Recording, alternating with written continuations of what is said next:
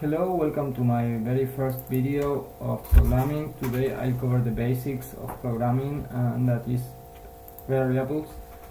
Widely known, or maybe not, subject about this. And okay, let's start and jump just directly to it.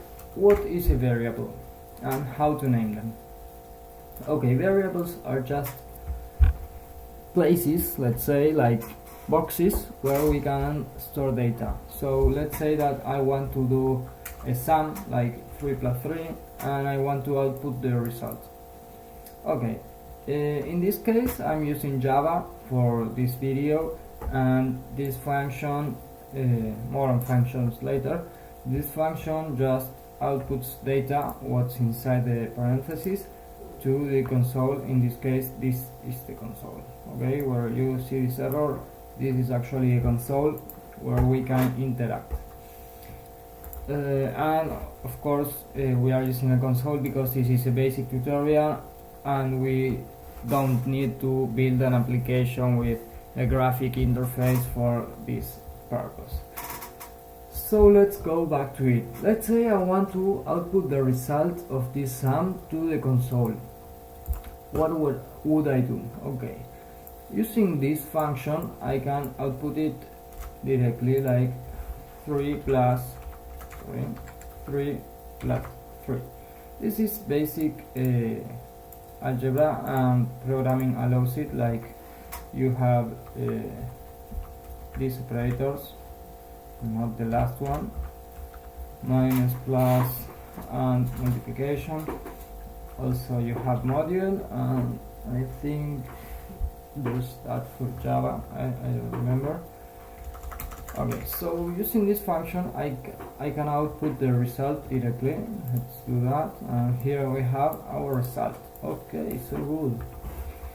So maybe it's kind of inconvenient to do this every time we want to output something or use data in our program. So if I have to output a sentence like today I'll eat apples, maybe I can output it here. Notice that I need to use the quote marks. Maybe I can output it here directly, and that will be okay because it will work. Here is our sentence, but it may be kind of tedious to have the data explicitly in the code every time I want to use it. So let's say I want to output it again, but with some other stuff, like I want to say today I'll eat apples and tomorrow I'll eat bananas.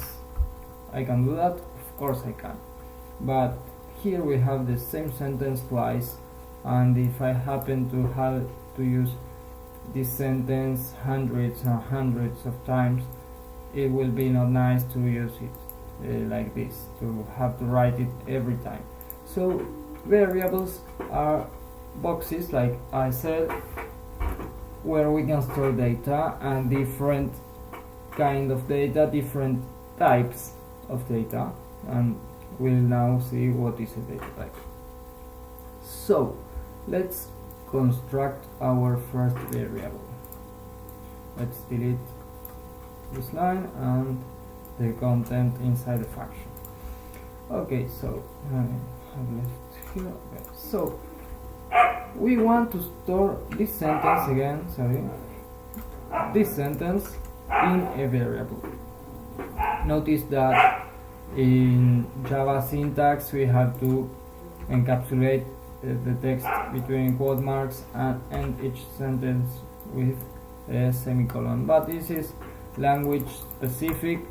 Okay, so these rules are pretty much universal, but really every language has its own syntax, so you should look up for the language syntax and not suppose that every language is the same regarding this. Okay, let's go back to variables. How do I store this inside the box that I can use later for represent this same sentence? That is done utilizing variables. So let's say I want to store this in a box, a variable. We will have to declare a variable and store that there. For declaring variables, we have to first assign a name. How to assign a name to them? Okay, so a variable name should be very explicit about what content it's saving.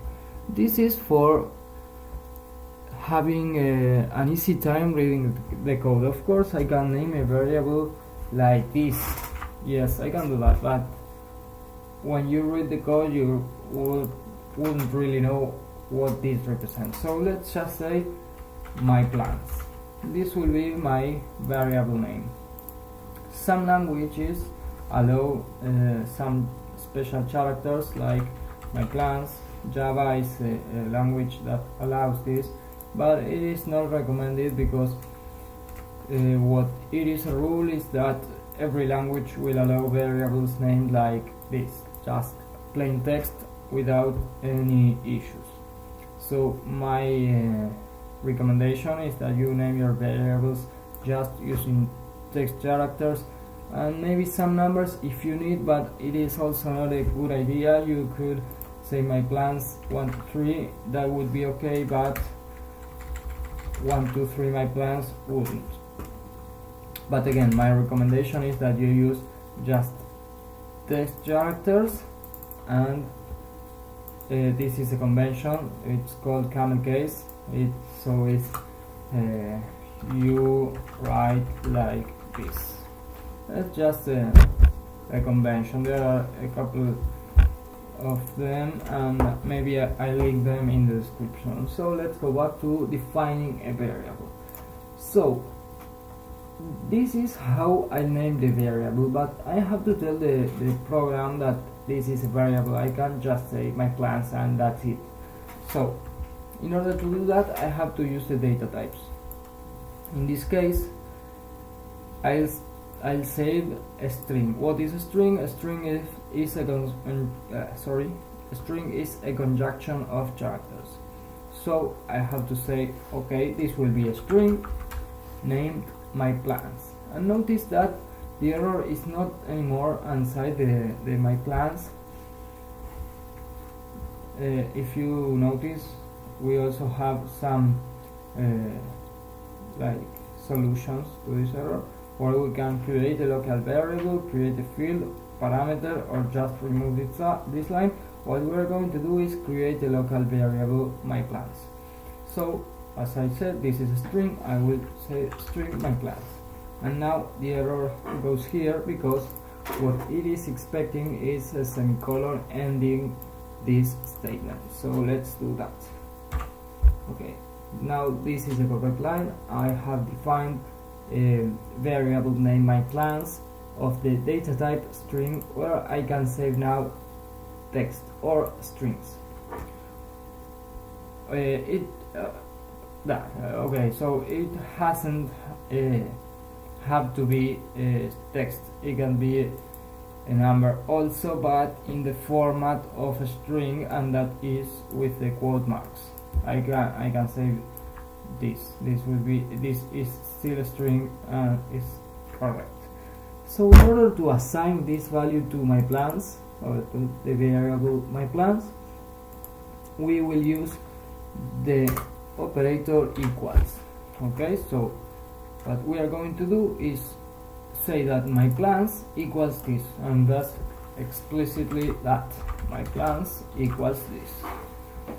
And here we have stored this value inside the variable my plans, and as you can see, I can output it, and here it is. If I change something here, it will be reflected on the variable itself. A good thing about this is that I can use the same variable to change its value. So here we have defined it as this plan for today, which isn't that interesting plan,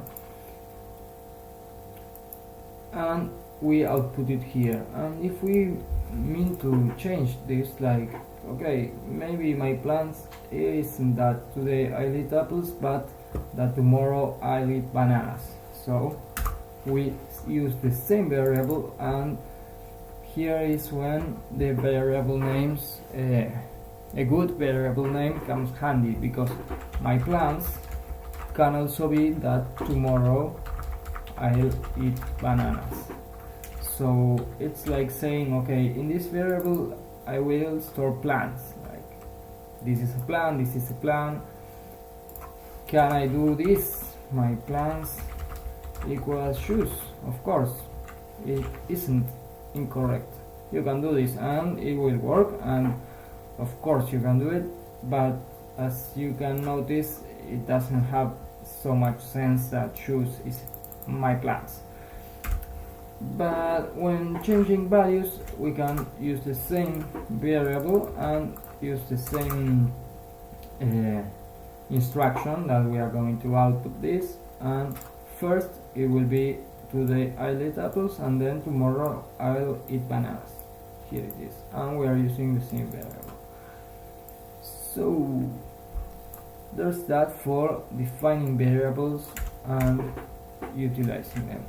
We can also do this. My plans equals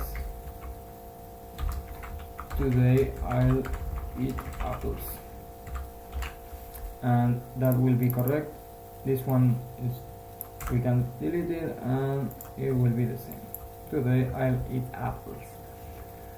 So we are in the same line defining the variable and giving some value, and it is correct. This isn't used every time, because let's suppose you want to ask the user what are his plans. Notice that there's an error because my plans doesn't have a value, but let's say that the user has inputted the value, so you don't know what the value of this will be, so you just declare it, and then later in the program you give some value. But if you already know the value, you can of course declare it and give its value in the same line. Today I'll eat apples. Let's proceed to the data types. As you can see, this is a string, which is a conjunction of characters. So let's jump to the characters one, because we are there already.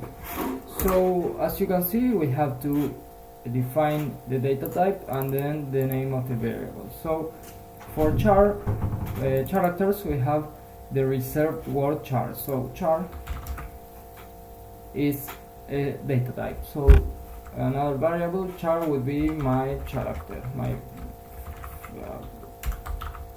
Okay, I don't know how to write that. My character. Okay, here I have a variable named my character of data type char. And this is kind of strict because I cannot save a string here. A string. That would be an error. And the program says type mismatch cannot convert from string to char. So for saving characters, you just, okay, like the name already tells us, we have to store a character. Okay, so one would say, okay, I'll do this, but this is wrong also, because double quote mark, at least in Java, tell the compiler that this is string. The way of encapsulating single characters, no, not single characters, but data type objects of the data type char is with a single quote mark, and then this would be okay. Sorry, there's my delete key isn't working, and this would be okay. Of course, we can output it in the console, and we have here a character. Then we have what's for numbers. We have integers, which are like that. Okay, so these reserved words are descriptive, self-descriptive. So int, it's integer, which allows us to save integer values inside that variable, so like 10 or maybe 20. Okay, we can output this, and here we have, sorry, we can output this, and we have the last value of my number. If I were to remove this line, I'll have it. Then we have float or double. Float and double represents decimal numbers, and that is like something like 10.3, or pi would be 344.3.14, and so on. So what's the difference between float and double? That would be precision. So float is simple precision, and double would be double floating point. If you want to look that up, maybe I'll link something in the description about floating point, which is the process that the computers use for representing decimal values in binary code. So we have floating point and double floating point. So let's say we want to store pi, we would define double pi equals 3.14, and we have now a variable of 3.14. We cannot use my number to store this because my number is an integer that variable, so we can only store integer values. So if you if you want to do this, my number, that won't work because it's a decimal and the variable it's an integer. Also, a thing I didn't say before is that once you declare a variable, you don't have to declare it again. Also, it is wrong, and that would be an error. So if you again declare the same variable, that would be wrong. See, because you are defining the same variable twice. Actually, the problem is that you are defining a variable with the same name.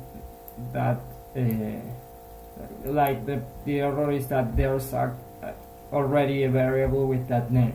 Not that you are defining the same variable twice, but that you're defining a variable with a variable name that's already used. Okay, so we have char integers, we have strings also, and then we have a data type that I like a lot. It's so simple and so important, so useful. Okay, maybe I'm exaggerating a lot, but I really like this data type, which is Boolean. What is Boolean? Boolean is true or false. So you can say Boolean, is this true, equals true, or Boolean, is this true, equals false. So this represents true or false represents logic simulation. It's not that true or false philosophically, right? So this is used for logical instructions like an if statement, or basically an if. So in here we can store manually true or false, or we can also store the value of a result that the program, what we program, will be. So let's say Boolean, is this true? What thing is true? Let's define some case, like we have two numbers. We will use this stuff, this data. we have a number which is 10 and another number which is pi. Okay, so let's define a case where we want to know if some number, in this case my number, is bigger than pi. Okay, so let's do that. Boolean, is it true? What is true?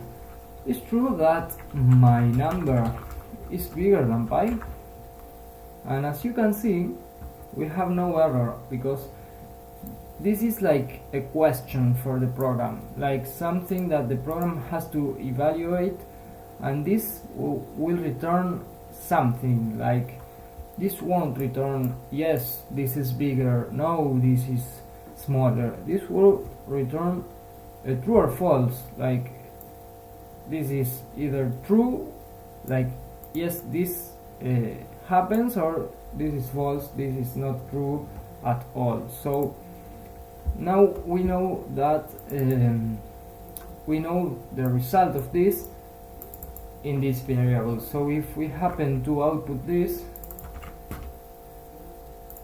we have true, and if I just for showing you, if I change it, we have false. As I said, we can also say manually is this true, which won't have like really sense, because if we happen to want to use some true case, like I don't know, if this is true we can just say true. Okay, so what I mean to say is that we won't have any analysis on this, like is this true? Yes, we are looking that this is true. There's no logical here. Okay, so that's it for the first video.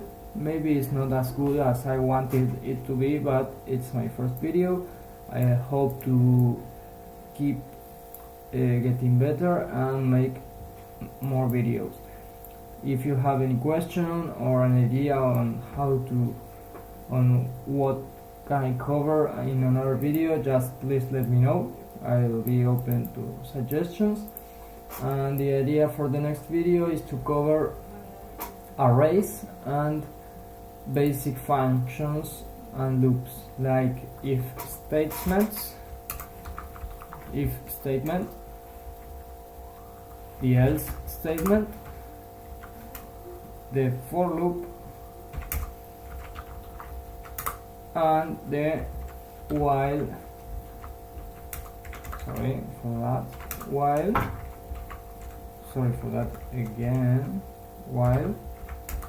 and the do while. This is with this stuff you can do any program you want. This is like, of course there are more tools, but with these tools, with variables, with logical implementation, and with loops, you can do any program you want. Of course there's what is the graphic interface, database handling, and so on, but this is the basics, and I'll cover this in the next video. Thank you for watching. Bye.